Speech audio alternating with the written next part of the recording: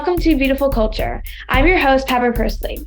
As a part of our Black History Month series, I'm excited to speak to Aisha Sheppard from the Las Vegas Aces. Having won the 2022 WNBA championship as a rookie, we're going to chat about Aisha's journey, success and hardships, and how she continues to make history as a professional athlete.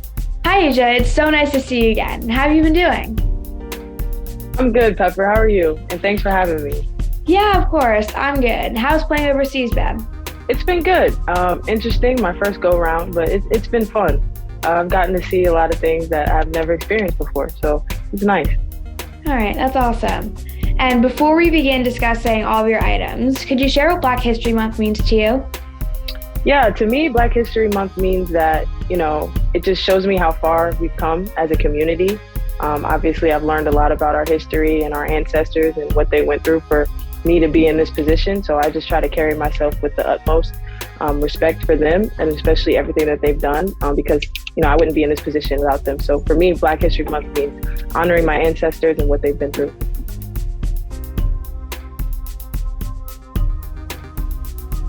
So the first items I'd like to introduce are my first team All-ACC trophies.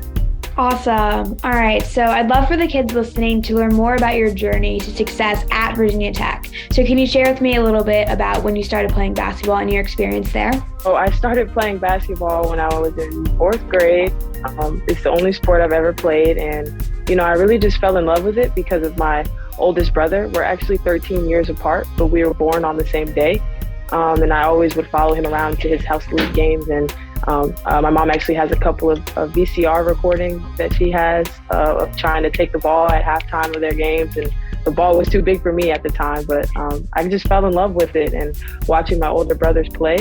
And I just kind of took off from there. My mom would come visit me at recess sometimes to bring me lunch, and I would be outside playing basketball with the boys, and my friends would be over there like reading books and playing with chalk and stuff like that. And that was never me. So I've been playing basketball since I can remember, and it's one of the best things that's ever happened to me.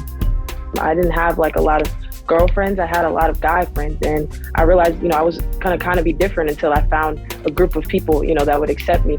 And then as I got older, AAU started to become much bigger for me, and I finally found those group of girls that would, be my friend, and we could all kind of be different together. But I did find that, growing up, there wasn't a lot of girls that liked to play basketball. And I think that's one of the things I'm really grateful for, is that I've never really played basketball with boys. I've been on all girls basketball teams for as long as I've really played the sport, and that's something I'm really grateful for. Yeah, that's an amazing thing to have. Yeah. All right, so coming out of high school, you were Gatorade Player of the Year in Washington, D.C. Can you tell me a little bit more about your high school career and what some of your fondest memories were from your time playing basketball in high school? I was born in Northern Virginia, and my first year of high school, I actually attended Oakton High School, which is where Jasmine Thomas on the Connecticut Sun actually played and graduated from. She's actually one of my mentors. And, I decided to go a different path after my freshman season, and I went to attend St. John's in D.C. And I just thought that, at the time, the WCAC was one of the best in high school to play in. I've played against some of the best players in the world there. And, I ended up having like a storybook career my senior year. We won the DC state title, and then we also won the WCAC title, and that kind of started, the dynasty that is St. John's now. But yeah, I had so many different opportunities, and, I just kind of was able to play my game, and I didn't have a lot of restrictions, and Coach Scribner allowed me to really be who I am and who I've turned into. And, I was blessed to have the opportunity to win the Gatorade Player of the Year in DC. So that was one of my fondest memories in high school. So the next items I would like to introduce are my all-time leader in ACC three-pointers made. All right, that's incredible. And it's no secret that you've got a great three-point shot, Aisha. So can you share some of your thoughts on practice and the ways you perfected your shot? Yeah, for me, it's been a lot of footwork and a lot of muscle memory. I get a lot of the same shots up every single day for hours a day. And, a lot of it is just repetition. And, you see the greats do it: Stephen Curry, Ray Allen, Devin Booker. These are guys that continuously perfect their crafts on the little things. And, that's what I've tried to do throughout my career. And, it's paid off. There's still so many things I would like to add to my game, but, I'm proud of the way I can shoot the ball. You finished your college career as Virginia Tech's all-time leading scorer and as the ACC's all-time leader in three-pointers made.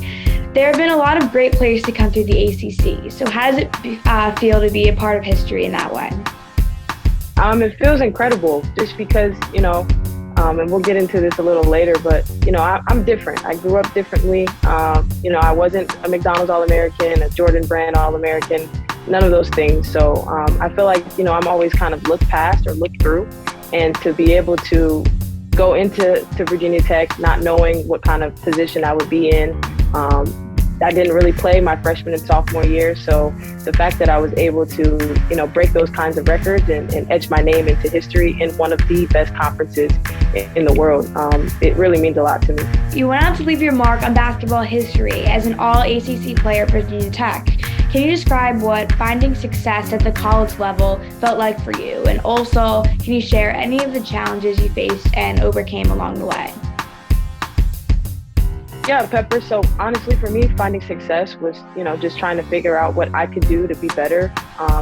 Like I mentioned before, I didn't play a lot my freshman and sophomore year, and it was all about trusting the process and waiting my turn. And that's something that's really, really important to me because, everybody has a journey, and it's not necessarily, you shouldn't necessarily compare it to the person to the left of you or to the right of you. Your journey is your journey, and I think that it's super important to understand that it doesn't matter where anybody else is in life. You just have to continue to press on and figure out what's important to you and what you want and what you want to get out of things. Adversity is always going to come, but you have to just try to figure out how to be mentally tough and push through those battles. And for me, a lot of the battles were internal and mental.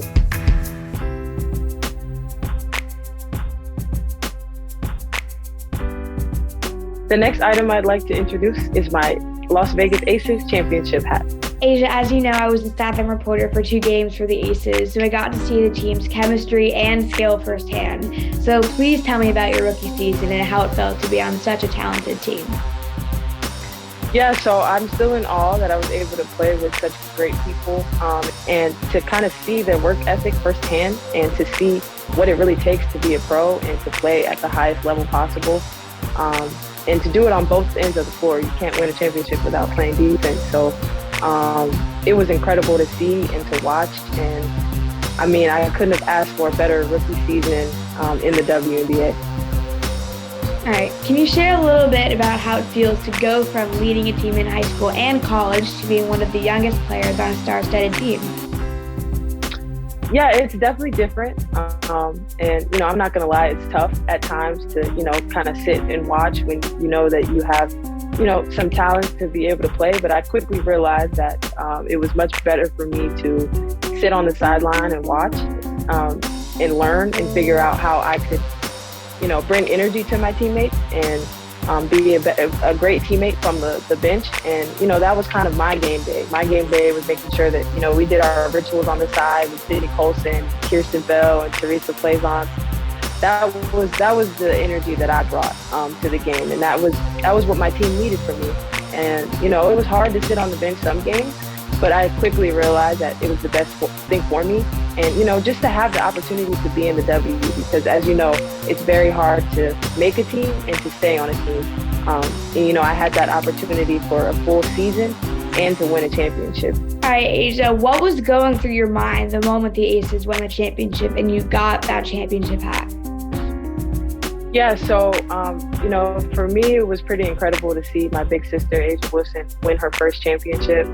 Obviously, I watched her at South Carolina, and then I've watched her in the WNBA, and she's just continued to elevate her game, and she worked so hard. To be able to get Defensive Player of the Year and MVP in the same season, you have to work extremely hard to do that. And she did it on both ends of the floor every single night for us. I can't remember during the playoffs if she even ever had a sub. So she's just an incredible person, an incredible human being. And for me, she just is a winner. And I just love that she was able to finally, have that moment. And we only had about 2 weeks before the season started, and she really flourished. And Coach Hammond is just great at putting pieces together.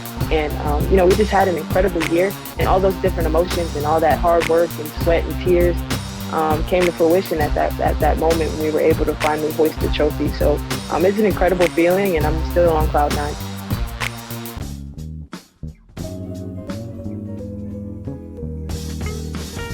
So my last item that I'll be showing is the Las Vegas key to the city that we got from the mayor. Might be my favorite. It's super cool. Not something everybody can say that they, have in their house.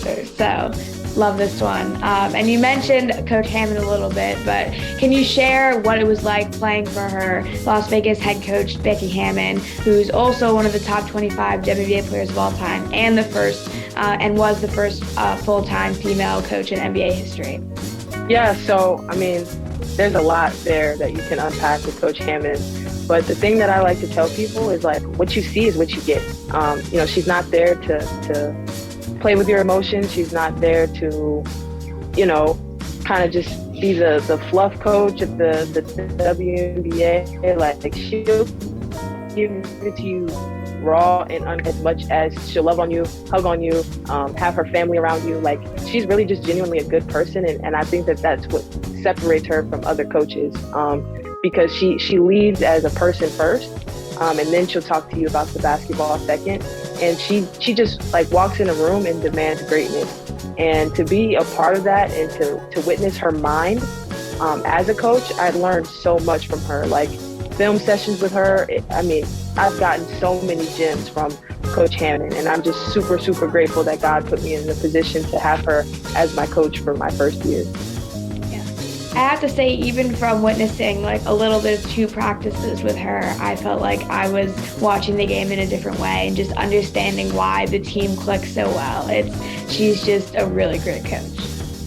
You won the championship with some star teammates like 2-time MVP A'ja Wilson, 2022 WNBA All-Star MVP Kelsey Plum, 2022 WNBA Finals MVP Chelsea Gray, and 2022 Most Improved Player Jackie Young, to name a few. Can you share a bit about your relationship with them and how that shaped your rookie season? Yeah, so obviously I've been a big fan of Kelsey Plum for a very, very long time, and to see her in person, a lot of people call her a machine because she is. She's always doing something that's improving her game or her body or her mental. She just has this crazy schedule that she goes through. Every time I walk in the gym, she's already in there. She's got probably 2 workouts to our 1. But yeah, she's an amazing person. And then on top of that, you have somebody like Jackie Young, who I call her a silent assassin because she's super quiet, but she's a killer. She has dog mentality. And she deserves everything that she's getting as well. And obviously we talked about Aisha. Chelsea, there's not a lot of words that you could say about Chelsea Gray. She's a big reason why we won the championship. I felt like she was definitely disrespected throughout the season from the league, but she ended up winning the championship and being MVP. That's what we needed. That's our point guard. And, everybody else in that locker room, I think the biggest thing is that everyone understood their role and they took that to heart.